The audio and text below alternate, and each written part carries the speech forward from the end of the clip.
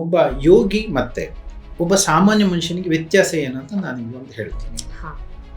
ಈಗ ನೀವು ಬ್ರೀದ್ ಯಾವ ನೋಸ್ಟ್ರಿಲಲ್ಲಿ ಮಾಡ್ತಾ ಇದ್ದೀರಿ ಅಂತ ನಿಮ್ಗೆ ಏನಾದ್ರು ಗೊತ್ತಿದೆಯಾ? ರೈಟ್. ಈಗ ರೈಟ್. ಹಾಗಿದ್ರೆ ನಿಮ್ಗೆ ಲೆಫ್ಟ್ ಹೊಳ್ಳೆ ಹಾಕಿದೆ.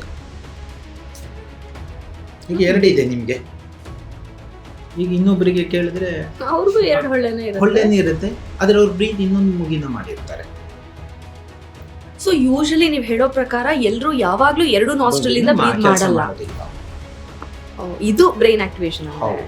ಈಗ ನೀವು ಲೆಫ್ಟ್ ನಿಮ್ದು ಆಪರೇಟ್ ಆಗ್ತಾ ಇದೆ ಅಥವಾ ರೈಟ್ ಆಪರೇಟ್ ಆಗ್ತಾ ಇದ್ರೆ ಲೆಫ್ಟ್ ಬ್ರೈನ್ ಕೆಲಸ ಮಾಡ್ತಾ ಇದೆ.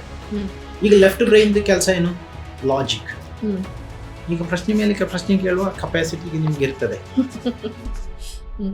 ಅದೇ ಲೆಫ್ಟ್ ಬ್ರೈನ್ ಅಲ್ಲಿ ಈಗ ನೀವು ಲೆಫ್ಟ್ ಮೂಗಲ್ಲಿ ನೀವು ಉಸಿರಾಡ್ತಾ ಇದ್ರೆ ರೈಟ್ ಬ್ರೈನ್ ಇರ್ತದೆ.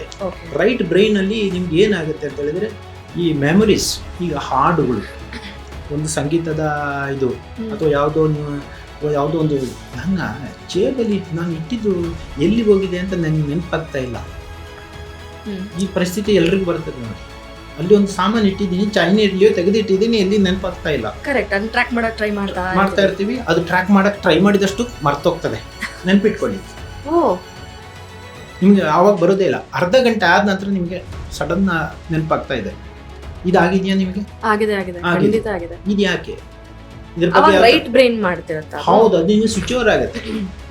ಈಗ ನೀವು ಒಂದು ಕೆಲಸವನ್ನು ರೈಟ್ ಬ್ರೈನ್ ಅಲ್ಲಿ ಅದು ಇದರಲ್ಲಿ ಇಟ್ಟಾಗ ಅದು ಎಲ್ಲಿ ಅದನ್ನ ಇಟ್ಟಿರ್ತಾರೆ ಅಲ್ಲಿ ಸ್ಟೋರ್ ಆಗಿರುತ್ತೆ.